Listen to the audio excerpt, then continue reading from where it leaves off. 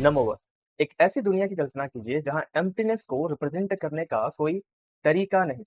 यह हमारी रियलिटी थी जब तक कि एक ग्राउंड ब्रेकिंग डिस्कवरी ने सब कुछ बदल नहीं दिया। जीरो का कंसेप्ट एक्चुअली में उससे सेंचुरी पुरानी है जितनी हम सोचते थे। यह स्टेटमेंट ऑक्सफोर्ड यूनिवर्सिटी के रिसर्चर्स द्वारा कहा गया जब उन्होंने भक्शाली मैन्युस्क्रिप्ट जो कि बहुत प्राचीन है उसका कार्बन डेटिंग किया।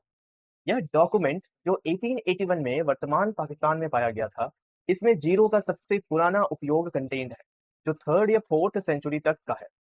जबकि अन्य प्राचीन संस्कृतियों ने जीरो को एक प्लेस होल्डर के रूप में इस्तेमाल किया, भारत में जीरो एक नंबर के रूप में विकसित हुआ। बख्शाली मैन्युस्क्रिप्ट का यह डॉट आज हम जिस सिंबल को जानते हैं उसमें इवॉल्व हो गया।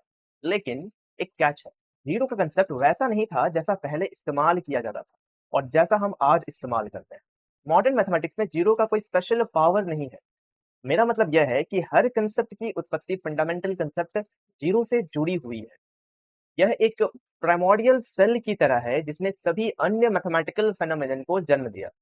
जरा ऐसे समझिए, यदि मैं आपको 3 टाइम्स 4 या 3 इंटू -4 को समझाने के लिए कहूँ तो आप बिना हिचकिचाहट के इसको आसानी से समझा लेंगे। आपके पास फिजिकल इंट्यूशंस हैं कि आप ये कैलकुलेशंस क्यों कर रहे हैं, इसका पर्पस क्या है और जवाब ऐसा क्यों है। पॉजिटिव टाइम्स पॉजिटिव क्यों पॉजिटिव में रिजल्ट करता है, पॉजिटिव टाइम्स नेगेटिव क्यों नेगेटिव में रिजल्ट करता है। लेकिन अगर मैं आपसे -3 टाइम्स 4 या -3 × -4 के बारे में समझाने के लिए कहूँ तो आप स्टक हो जाएंगे। और रियलिटी में यह वह सवाल था जो मैंने खुद से पूछा था जब मैं एक बच्चा था। वास्तव में अधिकांश शिक्षक, रिसर्चर्स और मैथमेटिशियन इन रिजल्ट्स को जानते हैं, लेकिन फंडामेंटल अंडरस्टैंडिंग की कमी होती है कि ऐसा क्यों होता है। और यह केवल मल्टीप्लिकेशन तक सीमित नहीं है।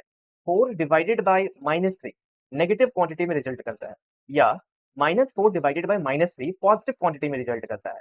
लेकिन क्यों? रीजंस और लॉजिकल कंक्लूजन्स अलजेब्रा के हेल्प से डिस्ट्रीब्यूटिव लॉ का उपयोग करके निकाले जाते हैं। लेकिन कोई नहीं जानता कि मैथमेटिक्स ऐसे क्यों काम करता है। सबसे कोर और सबसे फंडामेंटल चीज अब तक अनसॉल्व्ड रही, लेकिन अब और नहीं। मैथमेटिक्स का वह कोर आइडिया जो सेंचुरीज पहले मर गया था, उसे फिर से जीवित होने का अवसर मिला है। ये सभी एक्सप्रेशंस अभी भी एक्सप्लेन किए जाने का इंतजार कर रहे थे कि वे रियलिटी में क्या रिप्रेजेंट करते हैं और मैथमेटिक्स में वे ऐसा बिहेव क्यों करते हैं।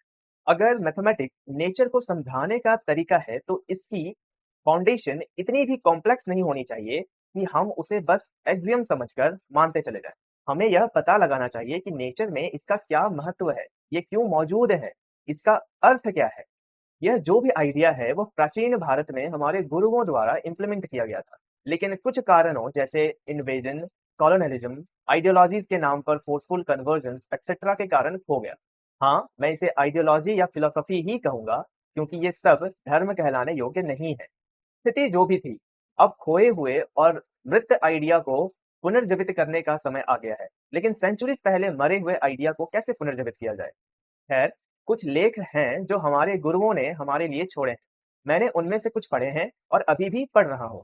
मुझे कुछ आश्चर्यजनक मिला जो पहली नज़र में आपके ब्रेन को डाइजेस्ट नहीं होगा और आपको 20,000 वोल्ट का झटका देगा। लेकिन मुझ पर विश्वास कीजिए, जब आप इसके बारे में जानेंगे, तो आपको एक बार के लिए भी पछतावा नहीं होगा।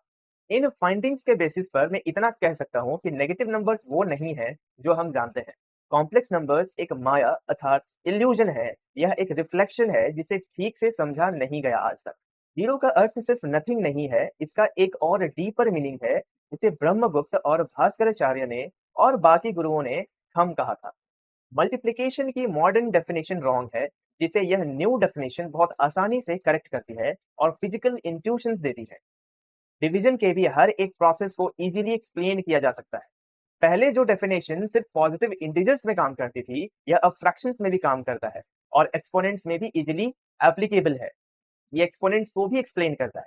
ये हमें नंबर्स को ऐसे देखने की क्षमता देता है जैसे कि वो रियलिटी में हैं। और भी बहुत सारी चीजें हैं जिन्हें मैंने अभी तक एक्सप्लोर तो नहीं किया है, बट दे आर वेटिंग। तो मैं क्लेम क्या करना चाह रहा हूँ? सबसे बड़ा क्लेम, नेगेटिव नंबर्स जीरो से बड़े होने चाहिए। क्यों? नहीं, मैं पागल नहीं हुआ हूँ और मुझे साइकियाट्रिस्ट की आवश्यकता नहीं है। मैं कुछ भी बिना सोचे-समझे, बिना रिसर्च और इवैल्यूएशन के नहीं कहता। पहले मुझे भी ऐसा ही लगता था जैसा आपको अभी लग रहा है, किंतु थोड़ा इंतज़ार कीजिए, आपके सारे कन्फ्यूजन्स दूर हो जाएँगे। आपको अगले वीडियो का इंतज़ार करना होगा और नोटिफ़िकेशन एरिया में यह वीडियो आपके अंदर की जिज्ञासा को दूर करने के लिए आपका गाइड है।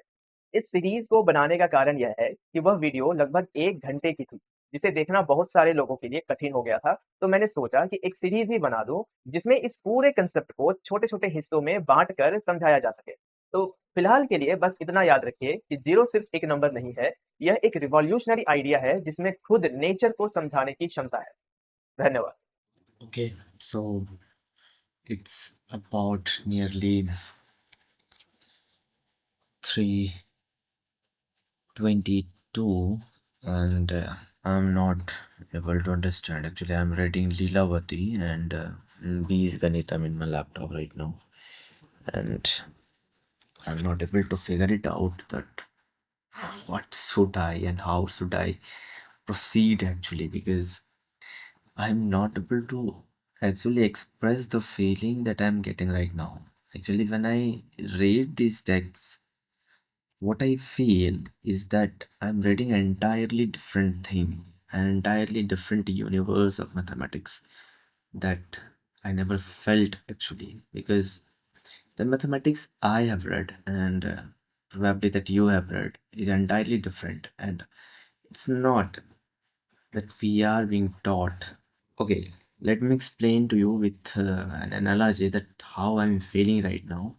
So I'm in search of a water, and I'm in a beach, and I just dug a little pit on the beach, and some water came out of it. I got surprised and happy, but I know there is ocean outside, but I cannot go there. I can see the ocean, I can feel the ocean, but I cannot go inside it. Why? There's a lots of sharks in it. And, and now I am feeling that should I enter the ocean or not? So technically, what I am feeling right now is the modern mathematics actually is not in a right direction. It's way out tracked. It's way out tracked. And it's not leading us to the conclusion that we need and the conclusion that we expect. So it has created many things which are of no use and should be discarded as per the thinking that I am getting right now. Ganitam has no point if you have no practical implications of it. And what right now I'm studying in Beach Ganitam and Leelavati, actually Brahmasput Siddhantam, the mathematics that here discussed is entirely physical, intuitive, and in a whole different level that you cannot imagine. Should I enter it? I mean, should I go ahead or should I drop it? I'm still confused right now.